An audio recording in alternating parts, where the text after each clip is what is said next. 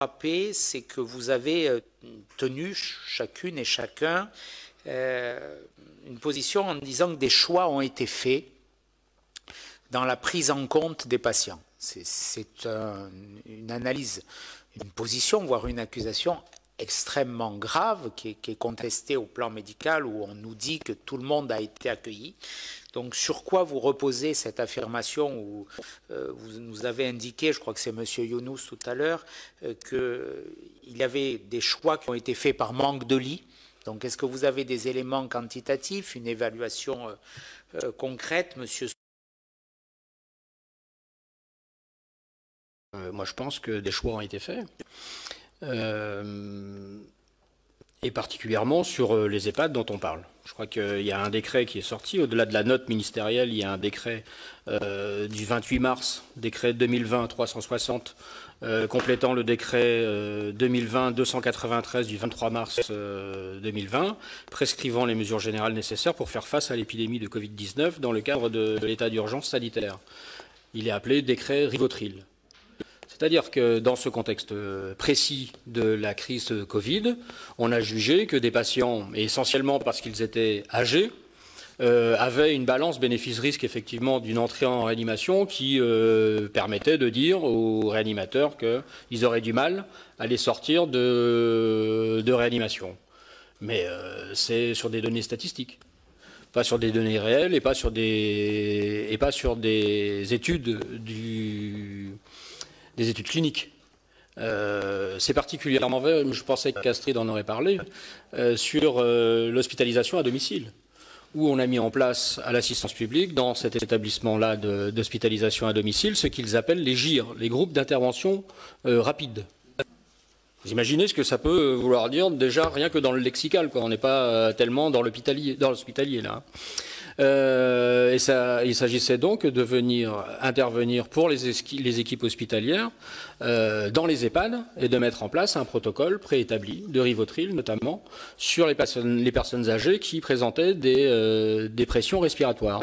Parce qu'on jugeait que, de fait, si on les mettait en réanimation et qu'on les intubait... C'est un protocole de fin de vie, hein, C'est ce qu'ils ont appelé le palliatif Covid. C'est le protocole de palliatif. Voilà, c'est ce qu'ils ont appelé le palliatif Covid. Mais... moi, le témoignage que je voudrais apporter, c'est le témoignage de mes collègues qui ont vécu ça et qui se sont retrouvés dans les EHPAD à mettre en place ce protocole-là sans avoir le médecin de l'EHPAD avec eux et sans avoir le médecin de l'HAD avec eux.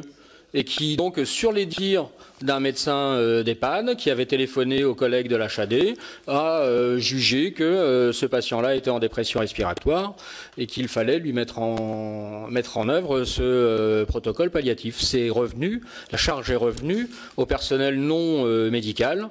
Et c'est particulièrement lourd, et on n'est pas informé à ça. C'est quelque chose qui doit être partagé collectivement, et on ne doit pas découvrir les tableaux cliniques devant le fait accompli quand on arrivait dans ces établissements.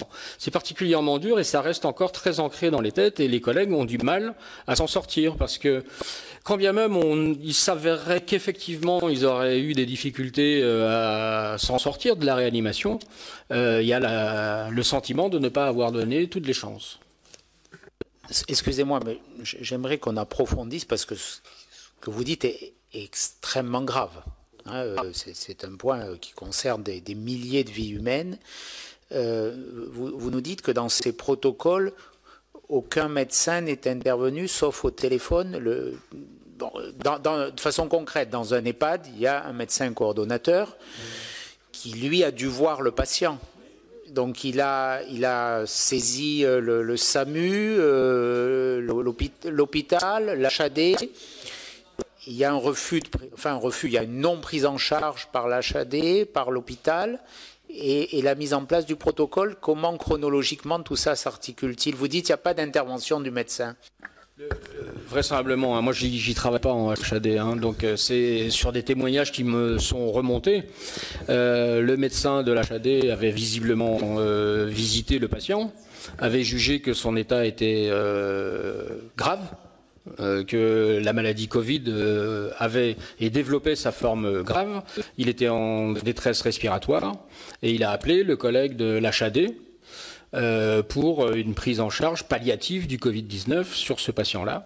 Le collègue de l'HAD a dépêché une équipe sur l'EHPAD pour la mise en place du protocole, qui consiste en l'injection par un infuseur de Rivotril, notamment. C'est une équipe d'infirmiers.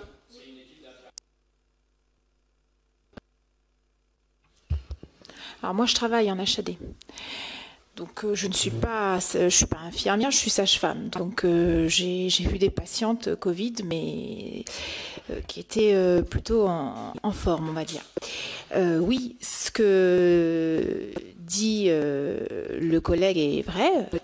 A été mis en place en catastrophe une organisation ad hoc de prise en charge de patients en soins, en fin de vie, dans les mois là, de l'épidémie, au regard du nombre de patients, personnes âgées qui étaient malades, mais selon un circuit qui était un circuit que jusqu'à maintenant nous n'avions pas imaginé.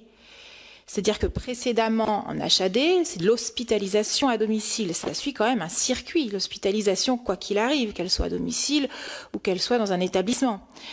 Il faut quand même qu'un médecin voie un patient, que l'entrée soit préparée, que toutes les prescriptions soient là, qu'on ait un dossier, qu'on ait un accord, qu'on ait du patient ou de la famille, etc., etc. Là a été mis des groupes d'intervention rapide en place. Comment je pourrais dire? C'est au niveau de la PHP? Ou dans d'autres régions que la PHP? Enfin, c'est spécifique à la PHP? Les groupes, les GIR, là? Non, le GIR, tel que ça a été écrit, le groupe d'intervention rapide, je pense que c'est l'HAD de la PHP. Oui, oui. Mais au-delà de ça, je veux dire... les 15 000 morts dans les EHPAD, ils n'ont pas tous eu lieu en Île-de-France, hein, donc c'est valable ailleurs aussi. Et donc, ce qui s'est passé, c'est qu'on a eu des entrées en hospitalisation à domicile. Alors déjà, selon des protocoles, il a tout à fait raison, qui n'étaient pas les protocoles habituels de soins palliatifs. D'habitude, c'est des pousse-seringues, d'habitude, c'est des médicaments. Là, c'était des protocoles période Covid, c'était du matériel Covid, c'est-à-dire les infuseurs, qui ne sont pas exactement comme les pousse-seringues pour lesquels les débits sont beaucoup plus précis. Et au-delà de ça, des entrées parfois la nuit. Parfois, c'était l'infirmière ou l'aide-soignante de l'EHPAD de garde de nuit qui téléphonait dans certaines EHPAD.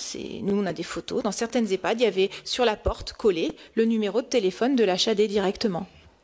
Donc, il y a bien sûr un médecin d'astreinte en HAD. Les prescriptions étaient faites par le médecin, évidemment. Mais sur le coup, c'était les infirmières qui se déplaçaient directement pour aller voir le patient et pour démarrer le traitement. Enfin, le traitement. C'était pas un traitement. Voilà.